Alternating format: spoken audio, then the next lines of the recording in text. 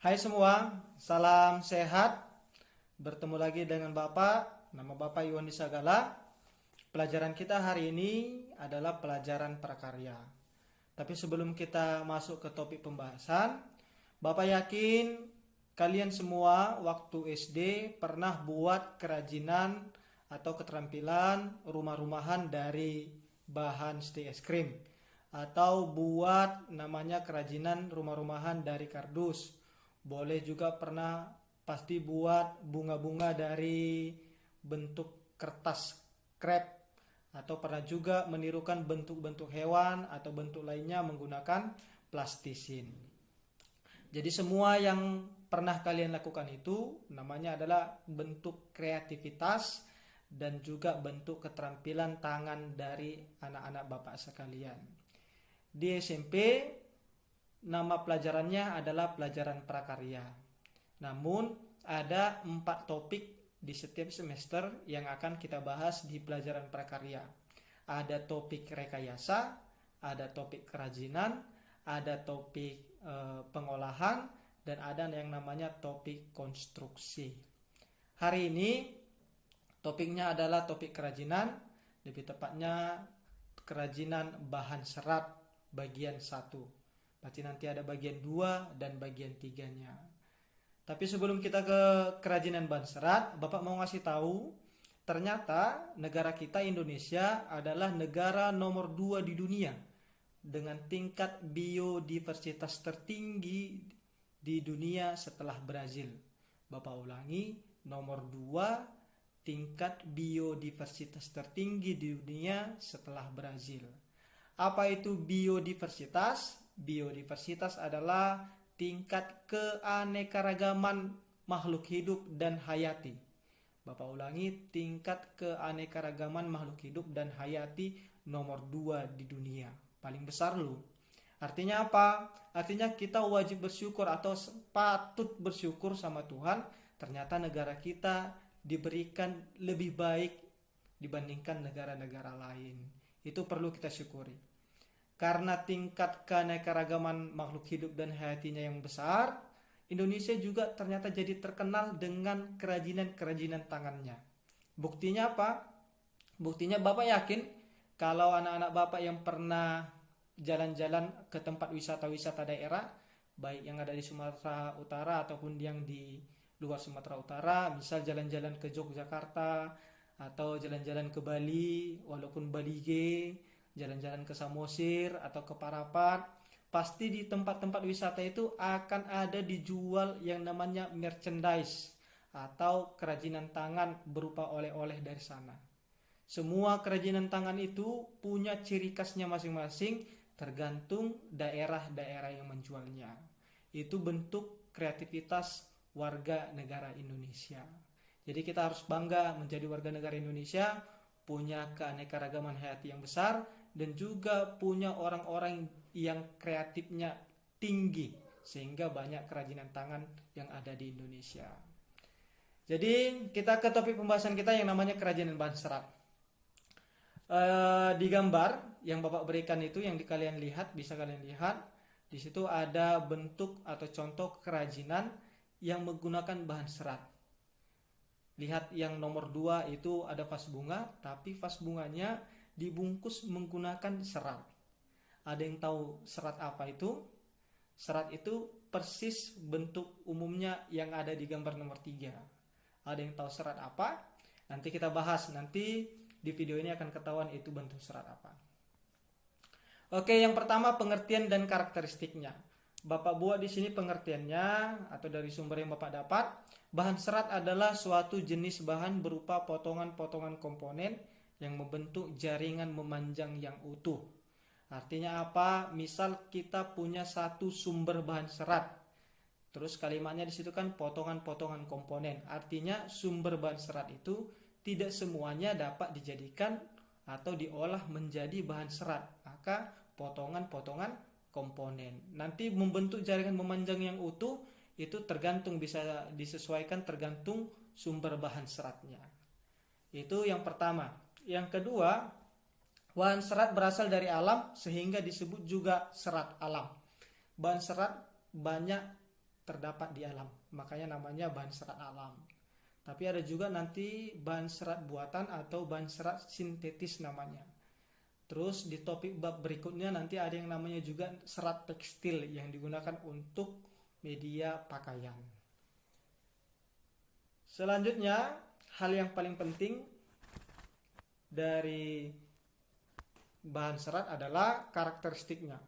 Karakteristik bahan serat alam meliputi satu, kehalusan. Artinya ini tergantung tingkat kita meraba bentuk bahan seratnya. Karena ada permukaan yang halus dan ada juga permukaan yang kasar.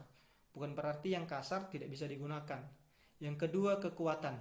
Memang rata-rata bahan serat alam kekuatannya lebih alami. Yang ketiga adalah daya serap. Yang keempat namanya kemuluran atau elastisitas. Poin pentingnya adalah setiap bahan serat memiliki sifat yang berbeda-beda. Itu yang harus digarisbawahi. Selanjutnya, jenis serat alam. Yang pertama serat tumbuhan. Bapak buat di situ bagian tertentu dari tumbuhan. Artinya apa? Sama yang Bapak sampaikan di awal tadi.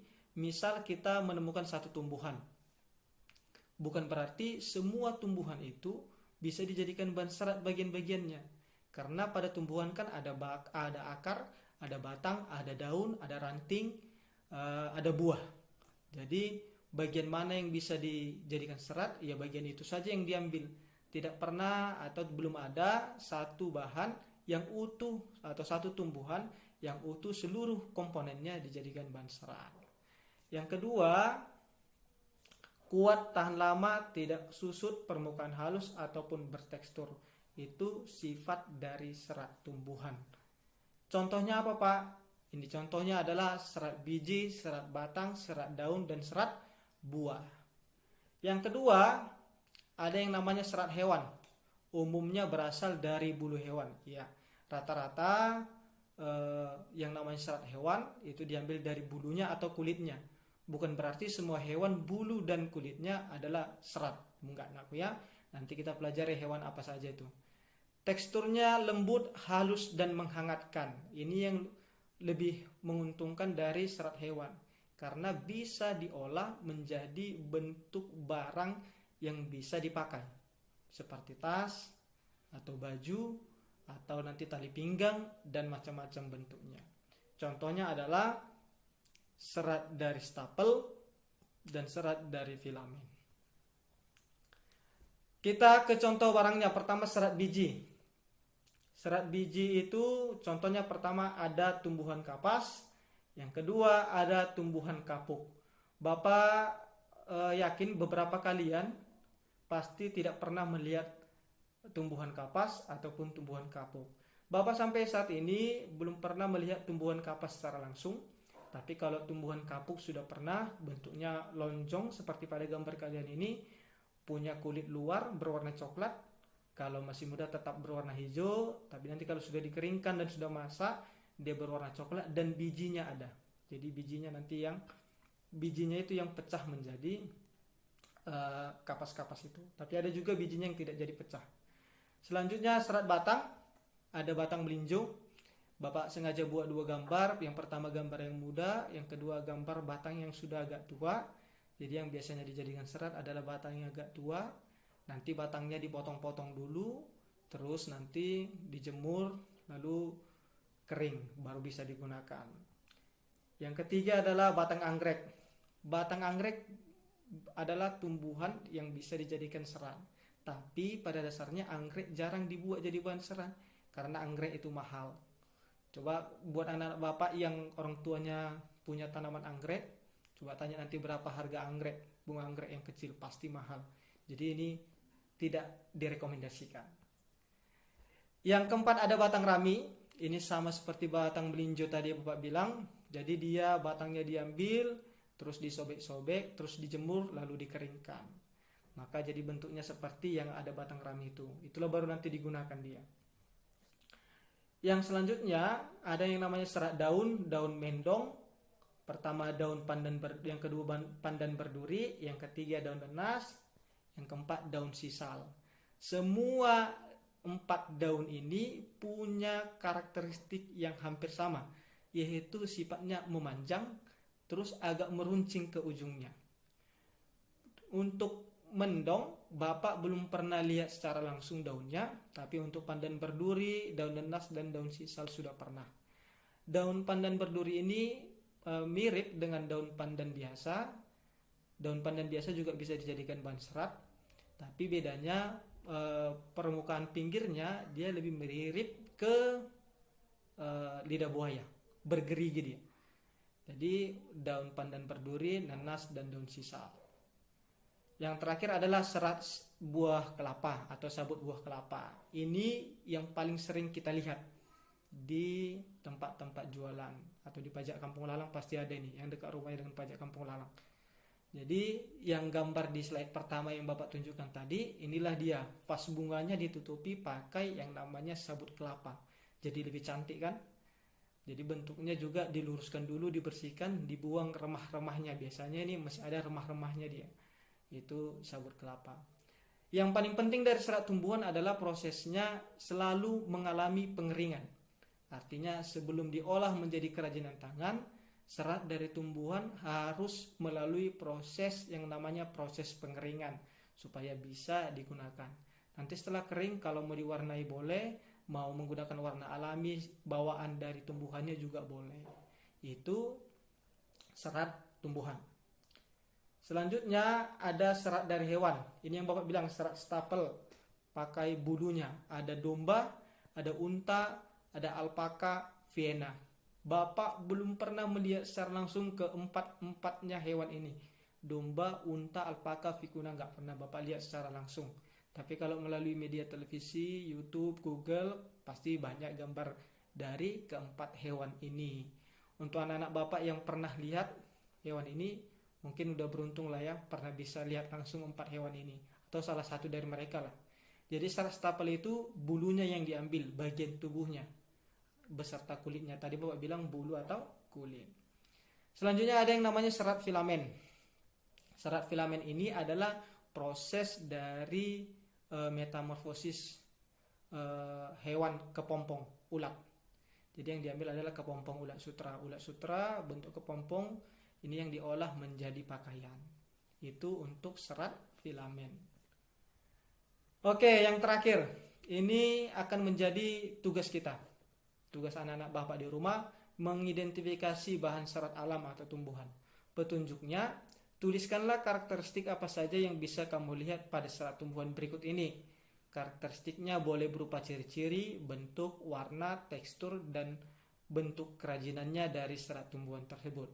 Contohnya Bapak buat nomor 1. Contoh serat tumbuhannya adalah pelepah pisang.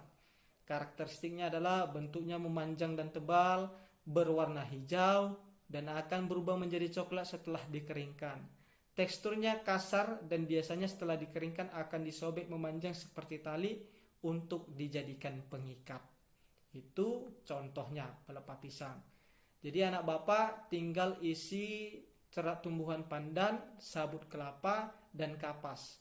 Tuliskan karakteristik apa saja yang bisa kalian lihat, baik ciri, bentuk, warna, tekstur, atau bentuk kerajinannya. Jadi tugasnya ini ditulis di selembar kertas. Jangan lupa tulis nama dan kelasmu. Untuk jadwal pengumpulan tugas kelas 7 itu di hari Senin dan hari Selasa.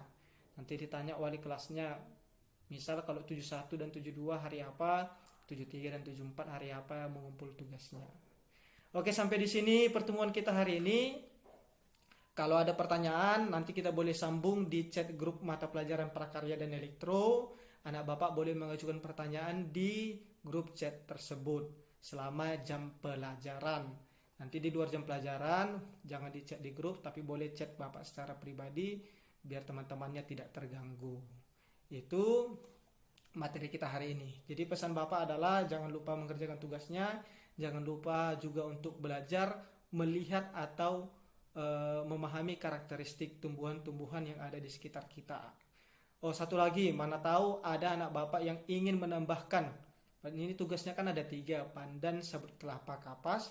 Kalau ada yang mau menambahkan biar jadi 4 dengan serat tumbuhan yang lain, atau bahkan jadi 5 dengan serat tumbuhan yang lain, boleh. dituliskan karakteristik ya nak. Jadi kita sambung melalui chat grup kita. Sampai di sini video pembelajarannya. Mohon maaf kalau ada Bapak ada salah kata. Terima kasih, tetap semangat belajarnya. Salam sehat.